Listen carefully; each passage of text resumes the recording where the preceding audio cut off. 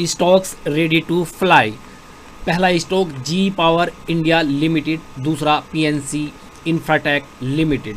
तो फ्रेंड दोनों ही कंपनियां इंफ्रा सेक्टर से संबंधित है। G Power India Limited Power sector की कंपनी है और पीएनसी इंफ्राटेक लिमिटेड इरिगेशंस और रोड सेक्टर्स में काम करती है। आज के महंगे बाजार में फ्रेंड दोनों स्टॉक सस्ते वैल्यूएशन पर है और इनके बिजनेस के ग्रोथ प्रोस्पेक्ट काफ़ी शानदार है। दोनों ही stock short term, medium term और लॉन्ग टर्म के लिए बेटर है। मीन्स यहाँ पर शॉर्ट टर्म में किसी को ट्रेडिंग करनी है उसके लिए भी बेहतर दिखते हैं और इन्वेस्टमेंट के लिए भी दोनों ही स्टॉक शानदार है। तो फ्रेंड आज अपनी इस वीडियो में हम इन दोनों स्टॉक्स का एनालिसिस करेंगे। तो सबसे पहले जी पावर इंडिया लिमिटेड के स्टॉक के बारे में बात कर लेते हैं। तो फ्रेंड जी पावर इंडिया लिमिटेड की बात कर लेते हैं। सबसे पहले इसके कुछ बेसिक्स डाटा देख लेते हैं। मार्केट कैप 2069 करोड़ रुपए, एक छोटी सी मार्केट कैप है। स्टॉक का करंट प्राइस है 308 रुपये। स्टॉक पी 23.9, 24 के आसपास इसके स्टॉक का पी है। और प्राइस टू बुक वैल्यू पर बात करते हैं तो 2.24, आरओसी 21% से ज़्यादा, आरओई 8% के आसपास। कंपनी के ऊपर डेब्ट 347 करोड़ रुपए। हम आपको बता देते हैं फ्रेंड ये एक डेब्ट फ्री कंपनी थी और ये 347 करोड़ रुपए का डेब्ट इन्होंने अभी सितंबर क्वार्टर में लिया है अपने बिजनेस को एक्सपेंड करने के लिए। वो उसके क्वार्टरली रिजल्ट्स में आपको दिखाई देगा जहां इसकी सेल काफ़ी तेज़ी से बढ़ती दिखाई देगी। फ्रेंड आपको इसके 52 वीक हाई लो की बात कर लेते हैं, डिविडेंड की बात कर लेते हैं। तो 52 वीक हाई रहा है इसका 549 रुपये और लो रहा है 177 रुपये। तो आज की डेट में अपने 52 वीक हाई से ये स्टॉक काफ़ी नीचे है फ्रेंड, काफ़ी करेक्ट हो रखा है 308 रुपये पर। एक तो इसके वैल्यूएशन काफ़ी सस्ते हैं, दूसरा इस स्टॉक के चार्ट पर राउंडिंग बॉटम फॉर्मेशन का ब्रेकआउट होता दिख रहा है, जिस वजह से लगता है कि ये स्टॉक यहाँ से अब ऊपर को उड़ने के लिए तैयार है। और चार्ट पर वो पैटर्न देख लेते हैं। इसके चार्ट पर राउंडिंग बॉटम फॉर्मेशन का ब्रेकआउट देखें उससे पहले इसके क्वार्टरली रिजल्ट्स देख लेते हैं जो कि बेहद शानदार दिखते हैं। तो ठीक है फ्रेंड देख लेते हैं। सबसे पहली रो में यहाँ पर सेल है और यहाँ पर बोल्ड कलर के ऑपरेटिंग प्रॉफिट है और यहाँ पर ऑपरेटिंग प्रॉफिट मार्जिन है इनके। और यदि सबसे नीचे यहाँ देखें यहाँ पर इनके ये नेट प्रॉफिट है। तो ठीक है फ्रेंड ये स्टैंड अलोन फिगर्स है इस कंपनी के। तो आप देखिए अभी जो करंट्स के क्वार्टर है उनमें इसकी बात कर लेते हैं।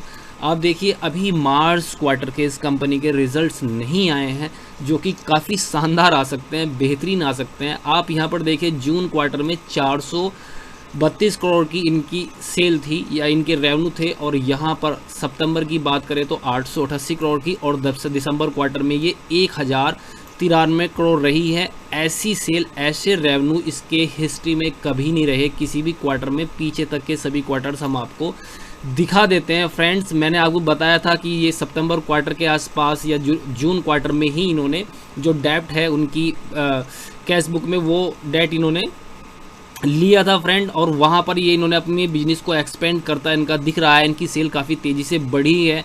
तो अब इसके नेट प्रॉफिट पर आ जाते हैं सीधा। तो आप यहाँ पर देखिए इसके नेट प्रॉफिट यहाँ पर पिछले 2 क्वार्टर्स के 32-37 करोड़ रहे हैं, जबकि पिछले क्वार्टर्स में ये यहाँ पर इसको छोड़ दें यहाँ पर ये दिसंबर 19 क्वार्टर को तो फ्रेंड यहाँ पर ये लगभग नेगेटिव ही रहे थे। और मार्च क्वार्टर के इसके जो क्वार्टरली रिजल्ट्स हैं वो काफ़ी शानदार है। इस बात की एक्सपेक्टेशन काफ़ी ज़्यादा है। बिजनेस आने वाले टाइम में अच्छा मोमेंटम ले सकता है। कंपनी का फंडामेंटल स्ट्रॉन्ग है फ्रेंड्स। अब इसका चार्ट देख लेते हैं। तो फ्रेंड जी पावर के 3 साल के चार्ट का पार्ट है ये आपके सामने। आप ये देखिए कि ये यहाँ पर 204 से ऊपर का यहाँ क्लोजिंग देता है 24 मई को ये स्टॉक, 904 से ऊपर की क्लोजिंग। तो फ्रेंड वहाँ से स्टॉक काफ़ी नीचे गिरता है और स्टॉक नीचे आने के बाद यहाँ पर ये 200 से 300 के बीच की रेंज में काफ़ी टाइम से कंसोलिडेट करता है। ये 27 नवंबर 2020 से अब तक यहाँ पर लगभग इसी रेंज में घुमा स्टॉक। और नीचे वॉल्यूम जो ब्लू कलर के टावर है फ्रेंड ये वॉल्यूम है। पहले से स्टॉक में वॉल्यूम नहीं थे तो यहाँ पर इस स्टॉक में हैवी वॉल्यूम आए हैं। हैवी वॉल्यूम आने का मतलब ये है कि यहाँ पर यदि सेलिंग अच्छी खासी थी स्टॉक में, नीचे से बाइंग भी काफ़ी ज़्यादा आई है जिस वजह से यहाँ पर वॉल्यूम क्रिएट हुए हैं। मीन्स यहाँ पर स्टॉक की सप्लाई जितनी थी उसी हिसाब से यहाँ पर डिमांड आ चुकी है सप्लाई की। स्टॉक की यहाँ पर डिमांड और सप्लाई लगभग बराबर हुई है। तो यहाँ पर स्टॉक ने कंसोलिडेट किया काफ़ी टाइम से अच्छे वॉल्यूम के साथ फ्रेंड। ये यहाँ पर लगभग एक राउंडिंग बॉटम फॉर्मेशन क्रिएट किया है और यहाँ से अब इसका ये ब्रेकआउट दिखता है। यहाँ पर अभी वॉल्यूम और भी ज़्यादा आए हैं और इसको छोटे चार्ट पर लगा लेते हैं एक बार 1 साल के। तो यहाँ पर इसकी जो येलो कलर की लाइन है इसको इसने ऊपर काटा है अभी, हालांकि 200 डे मूविंग एवरेज के नीचे हैं, लेकिन फ्रेंड ये डेफिनेटली यहाँ पर इसके राउंडिंग बॉटम फॉर्मेशन का ब्रेकआउट दिखता है, क्योंकि इस सेक्टर में मोमेंटम है, पावर सेक्टर में इस कंपनी के फंडामेंटल स्ट्रॉन्ग है और इसका स्टॉक काफ़ी सस्ता है इस महंगे बाज़ार में, और इसके क्वार्टरली रिजल्ट्स जो कि मार्च के आने हैं वो अच्छा है, इस बात की एक्सपेक्टेशन ज़्यादा है। तो फ्रेंड ये सभी जो पैरामीटर्स है उस हिसाब से ये स्टॉक यहाँ से ऊपर की तरफ ब्रेकआउट देकर बहुत थोड़े समय में अच्छा रिटर्न दे सकता है, ऐसा हमें लगता है। तो फ्रेंड दूसरे स्टॉक की बात कर लेते हैं, PNC इंफ्राटेक, जो कि हमारा फेवरेट स्टॉक है। तो फ्रेंड अपने वीडियो में अब PNC इंफ्राटेक के स्टॉक की बात कर लेते हैं और सबसे पहले इसके बिजनेस के फ्यूचर के प्रोस्पेक्ट की बात कर लेते हैं, और वो प्रोस्पेक्ट कहाँ दिखते हैं, वो इसकी ऑर्डर बुक में दिखते हैं फ्रेंड्स की कंपनी के पास कितनी ऑर्डर बुक है और ऑर्डर फ्लो कैसा है। तो फ्रेंड यहाँ पर ये ऑर्डर बुक की डिटेल्स है, ये डिटेल्स दिसंबर क्वार्टर तक की है, पुरानी है, मार्च क्वार्टर तक अपडेट नहीं है। तो फ्रेंड यहाँ पर 9,852 करोड़ रुपए के दिसंबर क्वार्टर तक इस कंपनी के पास ऑर्डर थे, लेकिन इन ऑर्डर्स में कुछ ऑर्डर्स जो 4-5 और ऑर्डर्स है वो इंक्लूड नहीं है 9,852 करोड़ में। तो इसमें 2 ऑर्डर है, एक तो EPC वैल्यू का है, ये इंजीनियरिंग प्रोक्योरमेंट एंड कंस्ट्रक्शंस है, जो सारा काम कंपनी करती है इस प्रोजेक्ट में। तो यहाँ पर ये 935 करोड़ रुपए का एक प्रोजेक्ट है, और दूसरा प्रोजेक्ट इनके पास मेरठ नजीबाबाद प्रोजेक्ट है जिसकी कॉस्ट है 1,412 करोड़ रुपए। तो 2 ये प्रोजेक्ट उनसे अलग है फ्रेंड्स, और यहाँ पर 2 प्रोजेक्ट और है, एक EPC प्रोजेक्ट है दिल्ली वडोदरा अलाइनमेंट्स, ये 1,548 करोड़ रुपए का है। एक इरिगेशन प्रोजेक्ट्स है इनके पास, वो 3,766 करोड़ रुपए का है। अब यहाँ पर टोटल ऑर्डर बुक की बात कर लेते हैं। तो जो टोटल ऑर्डर बुक है कंपनी की वो लगभग 18,000 करोड़ रुपए की है फ्रेंड्स, और कंपनी एक साल में जो पिछले 4 क्वार्टर में एग्जीक्यूट किया है, कंपनी ने काम किया है, या एक फाइनेंशियल ईयर में लगभग जो कंपनी एग्जीक्यूट करती है काम, ये उससे 4 गुना ज़्यादा है। मीन्स कंपनी ने अभी तक जो अपना काम किया है एक साल में फ्रेंड्स, उससे 4 गुना ज़्यादा ऑर्डर कंपनी के पास पेंडिंग पड़े हुए हैं। तो कंपनी के जो फ्यूचर है वहाँ पर 2 से 3 साल तक इनके पास काम की कोई कमी नहीं है। 3 साल तक बिल्कुल साफ विजिबिलिटी है कि कंपनी के बिजनेस में अच्छी ग्रोथ रहने वाली है और वहाँ पर अच्छा प्रॉफिट बनने वाला है फ्रेंड्स।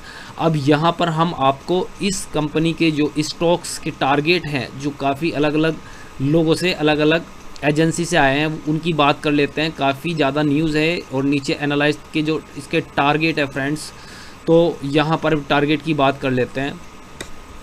तो यहाँ पर ये फिलिप कैपिटल जो है स्टॉक को वो 330 रुपये तक के टारगेट्स इन्होंने दिए थे फिलिप्स कैपिटल ने। अभी इसके प्राइस 250 से 260 के बीच में मूव कर रहे हैं इस स्टॉक के। तो यहाँ पर 330 के टारगेट है इनके। और फ्रेंड यहाँ पर और देखिए और टारगेट्स क्या है यहाँ पे, तो ये 340 का टारगेट है।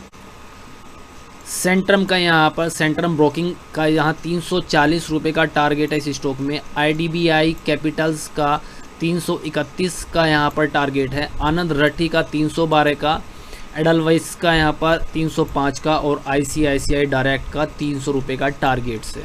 मीन्स अलग अलग ब्रोकरेज हाउस और यहाँ पर जो एक्सपर्ट है किसी का भी यहाँ पर टारगेट 300 से कम का नहीं है। 300 से लेकर 350 रुपये तक के यहाँ पर टारगेट्स हैं। ऑर्डर बुक शानदार है कंपनी की और स्टॉक की वैल्यूएशन सस्ती है। बाकी पैरामीटर्स देख लेते हैं, इसके फाइनेंशियल देख लेते हैं, पिछले कुछ सालों की वो कैसे रहे हैं पहले।